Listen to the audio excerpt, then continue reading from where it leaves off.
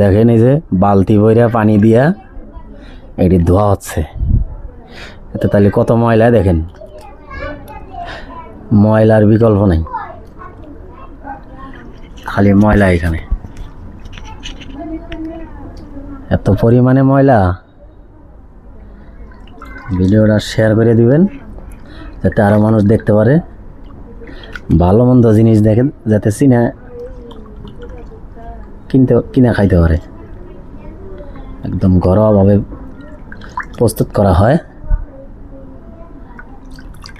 এগুলো, ঘরোয়াভাবে প্রস্তুত ছাড়া এগুলো খাওয়া যাবে না। এটি পুরোটাই খালি কেদো মাটি, এর ভিতরে অভাব নেই।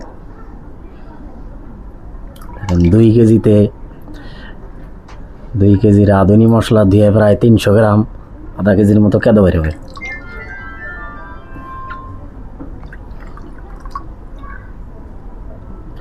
অভাব নেই কেদার।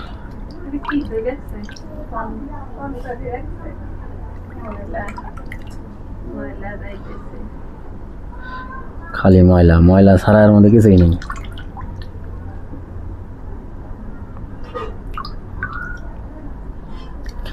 দেখেন নিচে খালি কেদো,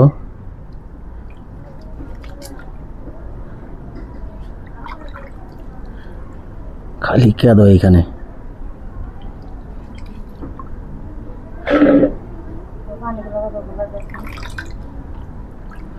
পানিগুলো একদম ময়লা, কারণ খালি কেদা। তো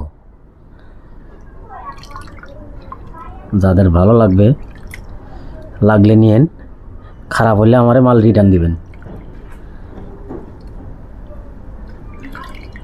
এগুলো দেখেন সেকে সেকে তোলা হইতেছে।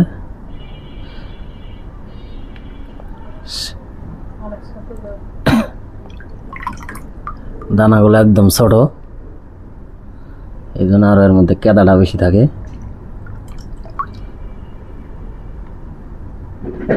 ছোট দানা না হলে কেদা এত কম থাকতো, কিন্তু ছোট দানার কারণে বেশি থাকে। হাত দিয়ে উঠানো যায় না, এটি এখন চালন দিয়ে সাইকা, তারপরে চালনের মধ্যে পানি ঢেলে দিয়ে তারপরে এগুলো পানি ইয়া করা লাগবে, নাহলে এটি ময়লাগুলো যাবে না।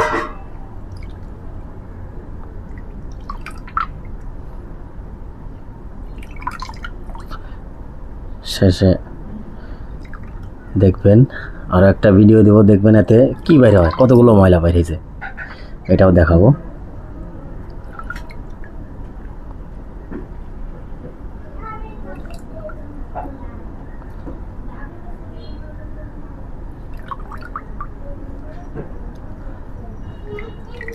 কতগুলো ময়লা, পানিগুলো একদম অপরিষ্কার,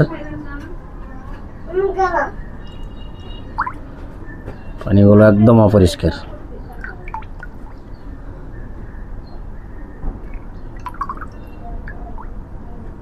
তারপর রোদ্রে শুকাইতে হবে ভালোভাবে, তারপরে এটি ভাইজা তারপরে গুঁড়া করা লাগবে মেশিন।